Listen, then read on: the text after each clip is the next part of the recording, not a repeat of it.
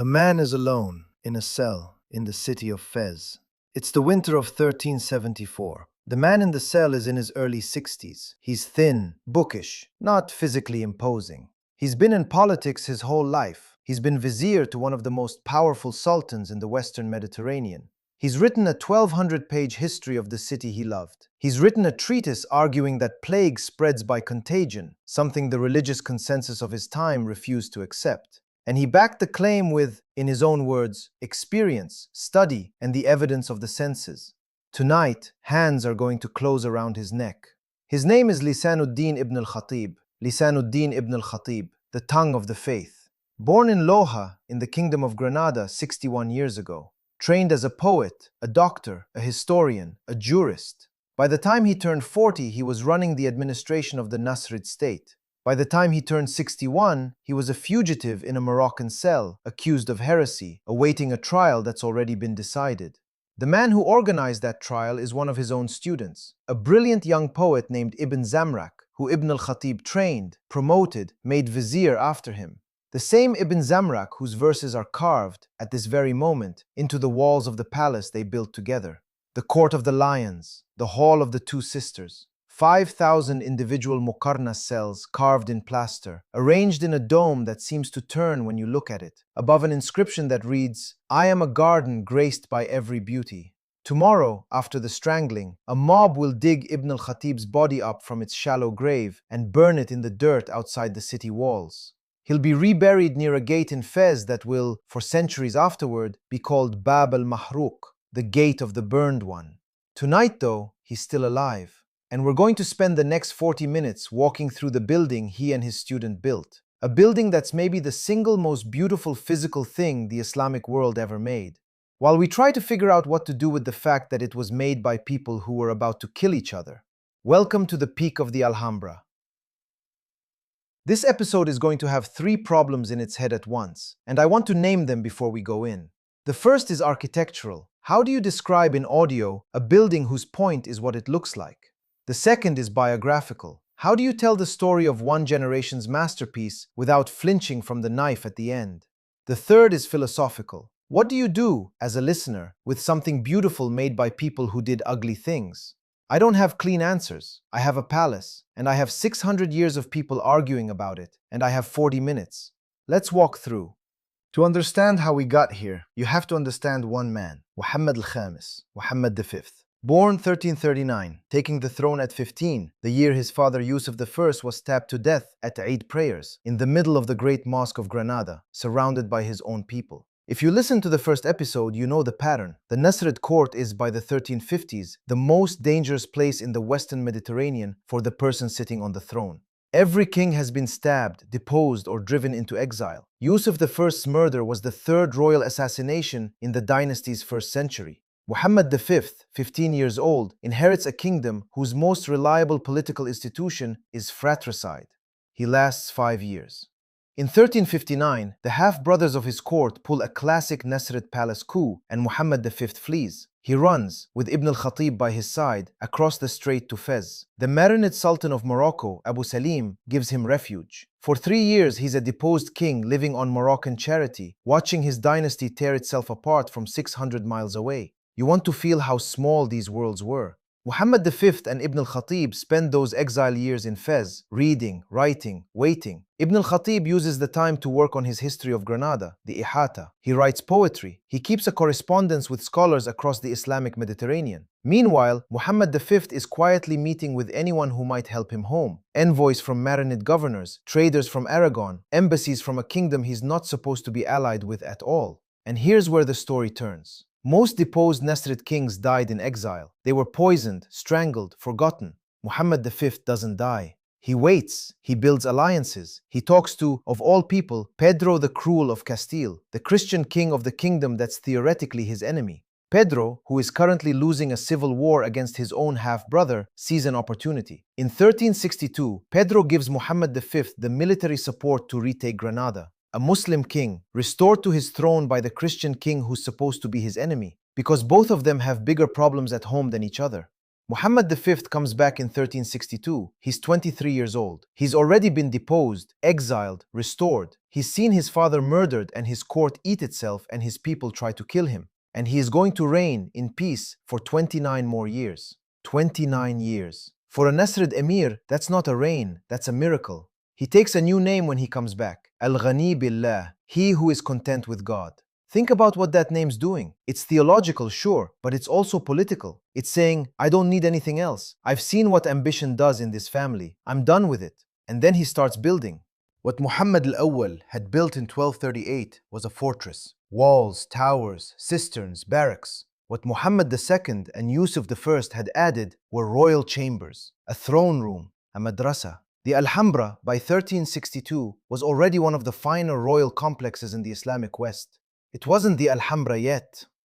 Between 1362 and his death in 1391, Muhammad V turns the Alhambra into the Alhambra. He commissions the Court of the Myrtles with its long reflecting pool and the cedar ceiling of the Hall of the Ambassadors. The ceiling I'll describe in a minute because it deserves its own paragraph.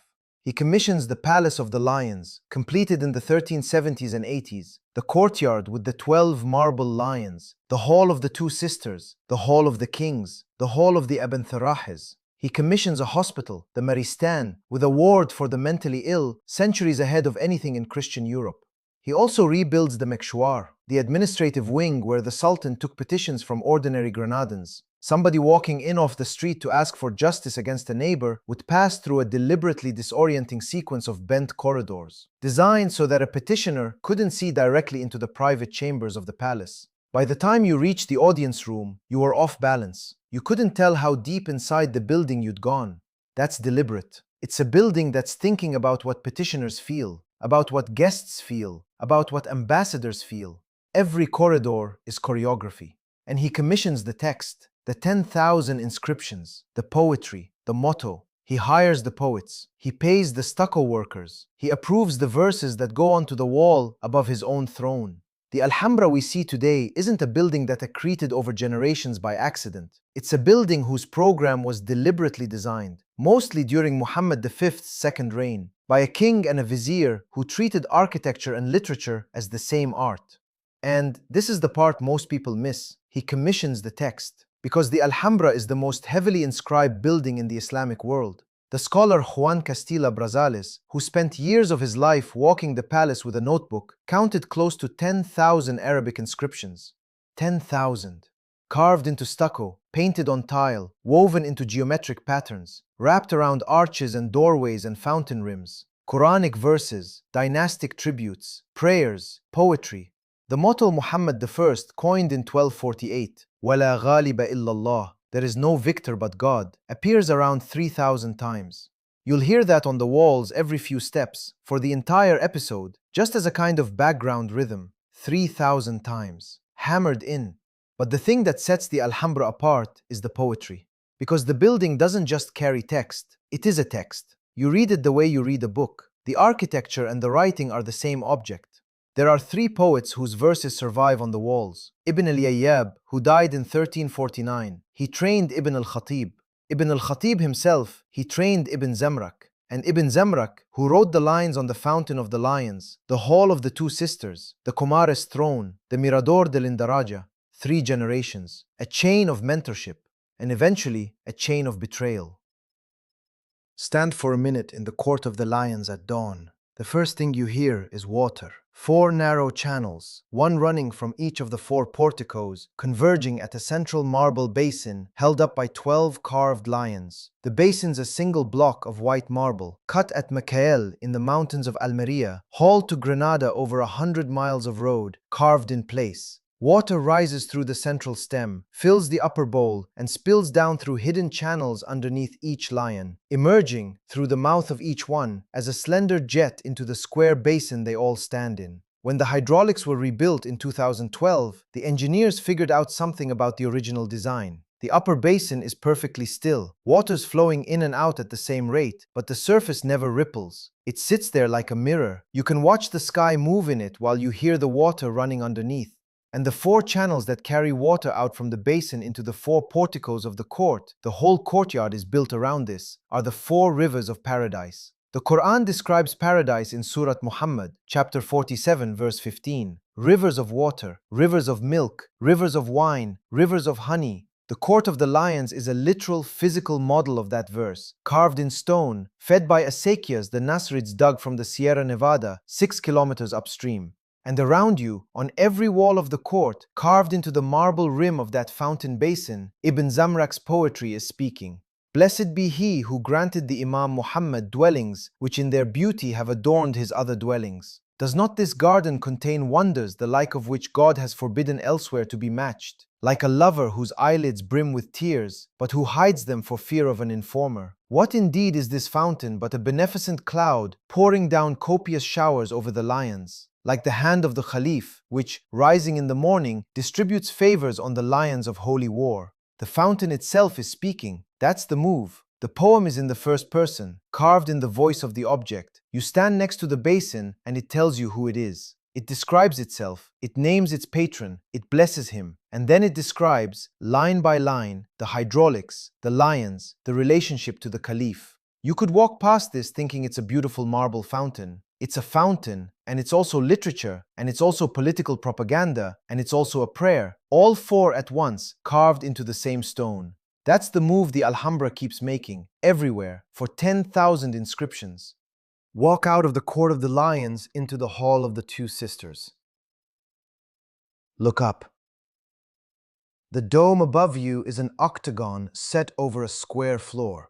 The transition from square to octagon is handled with muqarnas squinches, a honeycomb of small stalactite-like cells, each carved in plaster, each unique, nested in tiers that cascade downward from a central summit. The estimate is about 5,000 individual cells in the vault. 5,000, each one its own shape. In the late afternoon, the light comes in through 16 small windows set below the dome. And when that light hits the muqarnas, something happens that no photograph can reproduce. The cells fragment the light. The ceiling appears to be in motion. It seems to rotate, dissolve, rain down onto you. Now read the inscription on the wall directly underneath. They seem to be arches of turning spheres that cast a shadow upon the pillar of the dawn when it breaks. The stars would gladly fix themselves in her firmament and cease their wandering in the vault of the sky. Ibn Zamrak is telling you what you're seeing in the 14th century, 600 years before your eyes got there. He's telling you the ceiling is the sky, the turning spheres of medieval cosmology, the heavens at dawn, the stars wanting to stop and rest inside the dome. He's not describing the vault, he's curating your experience of it. Now walk back into the Comares Palace, through the Court of the Myrtles, up to the throne room, the Hall of the Ambassadors. The ceiling here is different. It's cedar, not plaster. 8,017 interlocking pieces of wood. We know the number because 20th century restorers counted them, assembled into 7 concentric tiers, each tier a different color. At the center, a single cube of muqarnas. On the diagonals, 4 trees of life. Around the rim, Quran 2:255, Ayat al-Kursi, the throne verse, one of the most beloved verses in the Quran. The 7 tiers are the 7 heavens of Islamic cosmology. The central cube is the throne of God. The Sultan of Granada sat in this room, received ambassadors in this room, and when he looked up, above his head was the universe. Above his head was the verse that says God's throne encompasses the heavens and the earth. Above ambassadors' heads was the promise, not a warning, not a threat, a promise that the real king is elsewhere, that the sultan beneath the dome is just a placeholder, that there is no victor but God. Every piece of this architecture argues, every inch of it is theology, and because it's theology, it survives politics. One more thing about the geometry, because it matters. In 1891, a Russian mathematician named Yevgraf Fedorov proved something strange. He proved that any pattern that repeats in 2 dimensions, any wallpaper, any tile design, anything flat that tiles infinitely, belongs to exactly 17 mathematical symmetry groups. 17. Not 16, not 18, 17. It's a theorem. Those are all the patterns the universe allows. And the claim, first made in the 20th century and still argued about, is that every one of the 17 groups appears somewhere on the walls of the Alhambra. Some scholars, like Branko Grunbaum writing in 1987, say only 13 can be confirmed with certainty. Either way, the Alhambra holds the densest concentration of geometric invention of any pre-modern building in the world. 14th century craftsmen didn't have the mathematics. They couldn't have proved Fyodorov's theorem because Fyodorov's theorem didn't exist yet. They worked the way pre-modern craftsmen always worked, by experimentation, by apprenticeship, by the accumulated knowledge of a guild. And somehow, they found every pattern the universe allows. In 1922, a Dutch artist named M.C. Escher came to the Alhambra for the first time. He was in his 20s. He spent days on the floor of the Hall of the Two Sisters, copying the tile patterns into his sketchbook. He came back in 1936 with his wife and did it again. He wrote, about that second visit, that the Alhambra was the richest source of inspiration I have ever tapped.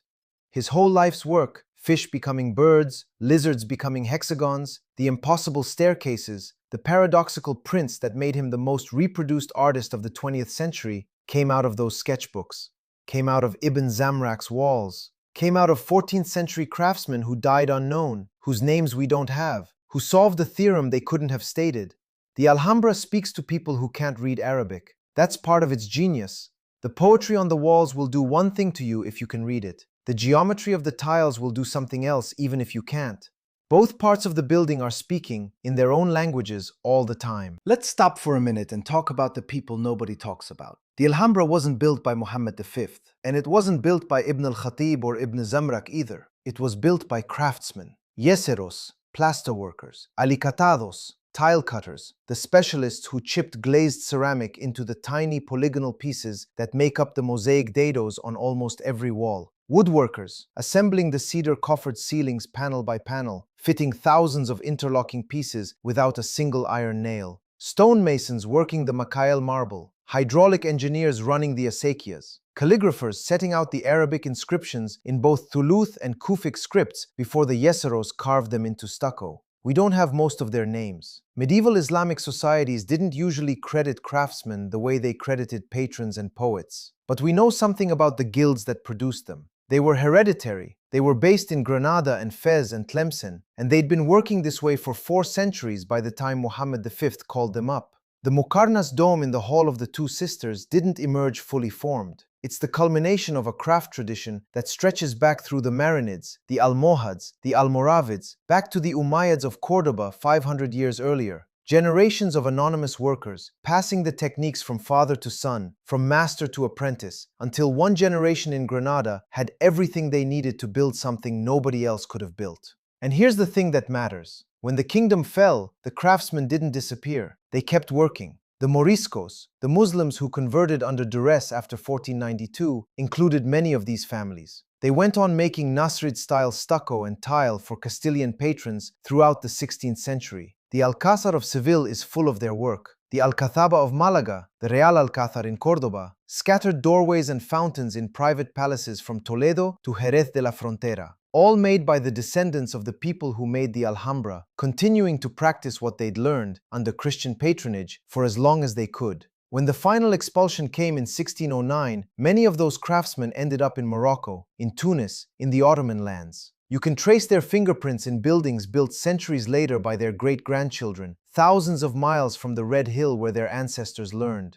The names are gone. The work is everywhere. While Muhammad V is building, one of the other figures who'll matter walks into his court. In 1362, at roughly the same moment Muhammad V is being restored, a philosopher-historian named Abdurrahman ibn Khaldun is passing through Fez. He'd helped Muhammad V during the exile. Now he follows the restored sultan back to Granada, and for the next 3 years, he's part of the court. You should know who Ibn Khaldun is, because he's going to invent sociology 400 years before the word exists. His Muqaddimah, the prolegomena to his history of the world, is the first systematic attempt by a human being to understand why civilizations rise and fall, why dynasties last 3 generations and then collapse, why the luxuries of settled life produce in the children of the desert nomads who won the battles the softness that loses the next battle. Arnold Toynbee in the 20th century would call it undoubtedly the greatest work of its kind that has ever yet been created by any mind in any time or place. And in 1362, this man is walking the construction site of the Court of the Lions with his friend Ibn al-Khatib. Drafts of the Muqaddimah are probably already in his luggage.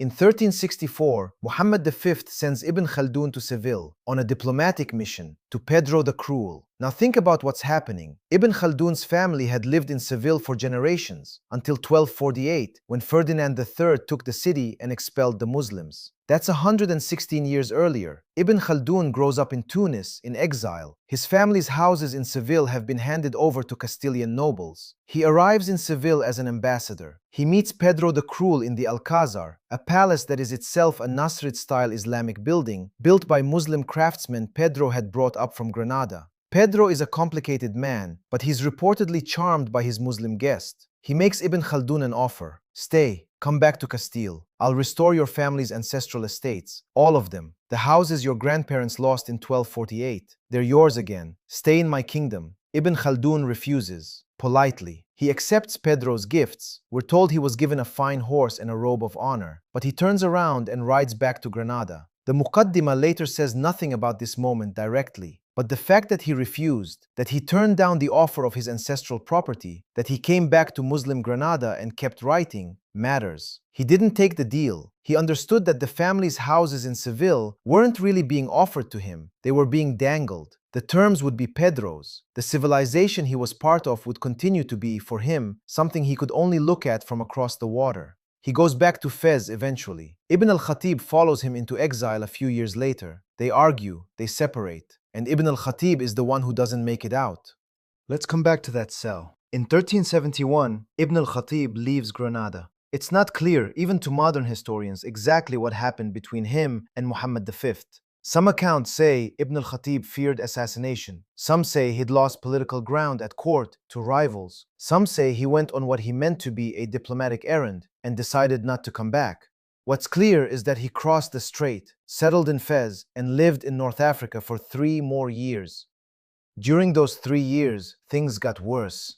His rivals in Granada began accusing him of heresy. The central charge, the one that would kill him, was that he held Avicennian views on God's knowledge. Specifically, that God knows universals, but not particulars. That God knows there will be human beings, but not that you specifically will have a bad day next Thursday. That's a Neoplatonist position, an Islamic philosophical position, a line of argument defended by Ibn Sina and his intellectual descendants.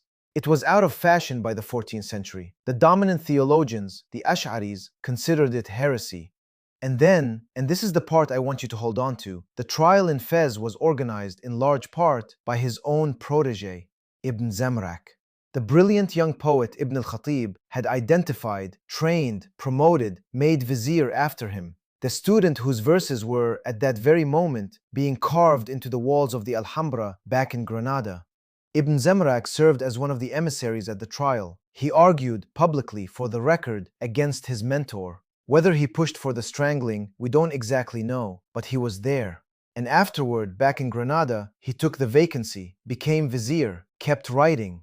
The poem I read you earlier, the one about the fountain of the lions, the lover whose eyelids brim with tears, who hides them for fear of an informer? Ibn Zamrak wrote that, after his mentor's death. It's on the walls of the palace his mentor helped design. And the inscription on the Hall of the Two Sisters, the one that describes the turning dome that's like the arches of the spheres, also Ibn Zamrak, also after. You can't visit the Alhambra without reading him. You can't read him without knowing what he did. That's the structure of the problem. I want to sit here for a minute, because this is the philosophical moment this whole episode has been building toward, and I don't want to rush it. The Alhambra is, by any honest measurement, one of the most beautiful buildings human beings have ever made. Its plaster is more intricate than any plaster that came before or after. Its cedar ceilings map the universe. Its poetry converses with its geometry. Its water flows through channels that are both hydraulic engineering and Quranic theology. Escher spent his whole career trying to reproduce what one room of it did effortlessly. And it was made by people who, when the court politics turned, strangled each other in cells in foreign cities, and dug each other's bodies up and set them on fire. So what do we do with it? One answer is that we separate. We say the art is one thing and the artists are another. We walk into the Hall of the Two Sisters, read Ibn Zamrak's verses, admire the ceiling. We leave his biography at the door. The beauty is real. The beauty survives the biography. That's one answer, and it's the answer a lot of us give most of the time about a lot of art. Another answer is that we refuse to separate. We say the beauty is contaminated. The palace is a beautiful building made by beautiful craftsmen who were paid by a patronage system that was at its worst homicidal. We have to see both. A third answer, and this is closer to what I think, honestly, is that the beauty and the betrayal are the same phenomenon. Because the Alhambra isn't at its core a building about victory, it's a building about loss. وَلَا غَالِبَ إِلَّا اللَّهِ. There is no victor but God, carved 3,000 times on the walls of a kingdom that was always losing territory, always paying tribute, always playing for time. The palace is built by people who knew they were temporary, who knew the civilization they belonged to was dying, who knew the refugees filling their streets, arriving from Seville and Cordoba and Valencia, had nowhere else to go, who knew every moment they were carving the ceiling that nobody was coming to save them. And they had watched directly how the larger Muslim world was responding to their slow decline. The Marinids in Morocco had been their reliable allies for a century, but after the Battle of Rio Salado in 1340, North Africa had essentially given up on Al-Andalus. No Muslim army from across the strait was going to cross again. The Mamluks of Egypt, the Eastern Islamic world's most powerful state, knew Granada existed only as an occasional diplomatic correspondent, too far west to matter. The Ottomans were still 100 years away from their own expansion. Granada was a Muslim kingdom that the rest of the Muslim world had effectively written off. And yet, and this is what the building has to account for, the people of Granada kept writing, kept building, kept carving. Knowing all of it was doomed, they still produced the finest palace complex in the Western Mediterranean, the most heavily inscribed building in the Islamic world, the densest concentration of mathematical invention anywhere before modernity. They kept going because going was what they knew how to do. Because the alternative, giving up, stopping, letting the buildings go to ruin while you're still alive, felt worse than dying mid-sentence. Of course they turned on each other. What else do people do in a kingdom that's dying slowly? You fight for the pieces. You fight for the credit. You fight for the office, the patronage, the seat closest to the sultan. The worse the external situation, the more vicious the internal politics. That's not a Nasrid pathology. That's a human universal in slow motion decline. And the poetry on the walls, the poetry both of them wrote, is about exactly that. Ibn Zamrak's lover who brims with tears but hides them for fear of an informer. That's not a romance. That's Granada. That's the Nasrid court. That's a 14th century Muslim intellectual describing what it feels like to live in a civilization where your thoughts might be reported, where your mentor might get you killed, where the only way to survive is to learn not to show what you feel. The ugliness and the beauty are one system. You can see it from either side. From one side, the Alhambra is how a civilization makes peace with its own death, turning the palace into an argument that the real kingdom is elsewhere, that the real victor is God, that the beauty of this world is a trailer for the real thing. From the other side, the Alhambra is what a dying civilization looks like, when its best people spend the time they have left killing each other for the chance to carve a wall. I don't think you can choose between those two readings. I think they're both true. And maybe that's what great buildings are for. They refuse to simplify. Muhammad al-Khamis dies on January 16, 1391. He was 52 years old. He'd reigned on his second try for 29 years, longer than any Nasrid Sultan before or after. He'd been deposed and restored. He'd watched his family court itself to death. He'd built the most beautiful buildings in the Western Mediterranean. He'd survived. The palace he finished is done. The poetry is carved. The water is flowing. The ceilings are turning. His successor, Yusuf II, will reign for less than 2 years before dying. Some sources say poisoned, others say he ate a robe of honor impregnated with poison that had been sent as a gift from the Marinid Sultan. Then Muhammad VII, his son. Then more sons, more cousins, more half-brothers. The pattern Muhammad V had paused resumes immediately and keeps going for another century. The century after his death is going to be, for the Nasrids, a 100-year disaster. I'll give you a preview. Between 1391 and 1492, the lifetime of the palace as a living royal residence, the Nasrid throne changes hands roughly 20 times. Coups, assassinations, civil wars between cousins and brothers. The family tears itself apart in slow motion, the way Ibn Khaldun had predicted all dynasties do, while Castile slowly closes in from the north. That's the next episode. That's Boabdil. That's the keys to paradise handed to a Christian king. But for a moment, before we leave tonight, I want you to stand with me in the Hall of the Two Sisters. It's late afternoon. The sun is slanting in through the 16 clear-story windows. The ceiling is rotating. Ibn Zamrak's verses are humming on the walls. A Muslim king, restored to his throne by a Christian enemy, stood here and made decisions of state. A philosopher-historian who refused the Castilian king's offer of his ancestral estates walked through here with the vizier who would eventually be strangled in a cell in Fez. The vizier's student, the poet whose words are on the wall you're reading, knew what he had done. All of them are dead. The dome is still turning. On the walls around you, وَلَا غَالِبَ إِلَّا اللَّهِ, 3,000 times. There is no victor but God. Whatever the court did to itself, the building's last word is the motto that says, none of them won. Not Muhammad V, not Ibn al-Khatib, not Ibn Zamrak, not Muhammad I either, 4 generations back, not Ferdinand III, not Pedro the Cruel, not Boabdil, who'll hand the keys over 100 years from now, not any of them. The palace is telling you, and it kept telling you through the 600 years of its life, that none of it was ever really about them. The beauty survives the biography, but the beauty also knows the biography. The two things are carved into the same plaster. Maybe that's the most honest thing any great work of art ever does. It doesn't hide the world it came from. It doesn't pretend the court was fair, or the patronage was pure, or the people who made it were saints. It lets the whole thing in. The plaster records the beauty and the people who made the beauty, and it trusts us to hold both things in our heads at once. 700 years later, we're still trying. Next time, we're going to move forward 100 years. A Castilian army builds a permanent stone camp below the walls of Granada. A sultan named Boabdil climbs down off a hill with 2 keys in his hand. A Columbus in the Castilian camp watches. And the last Muslim kingdom in Europe, after 780 years, ends, not with a battle, but with a surrender that promises the Moriscos of Granada can keep their faith and their language and their mosques. You know how that ends.